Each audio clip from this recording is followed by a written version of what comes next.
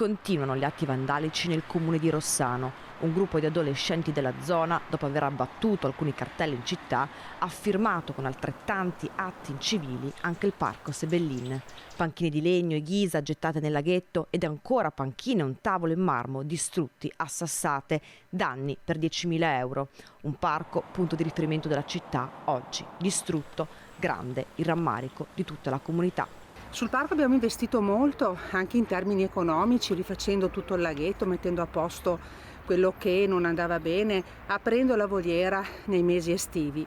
Ecco, vedere certi episodi fa male al cuore. Io mi rivolgo non tanto ai ragazzi, ma alle loro famiglie. Trovo inconcepibile che le famiglie non sappiano dove sono i ragazzi al pomeriggio, non li seguano, non possano in qualche modo intervenire. Noi stiamo vagliando tutte le immagini delle telecamere, abbiamo in previsione di metterne anche all'interno del parco e siamo pronti ad accogliere tutte le segnalazioni. Denunciare, questo è l'appello del sindaco a tutti i cittadini. Ricordo che chi vede un reato e non lo denuncia diventa di per sé correo, quindi tanto prende il ladro, tanto prende chi tiene il sacco. Denunciare è un dovere civile.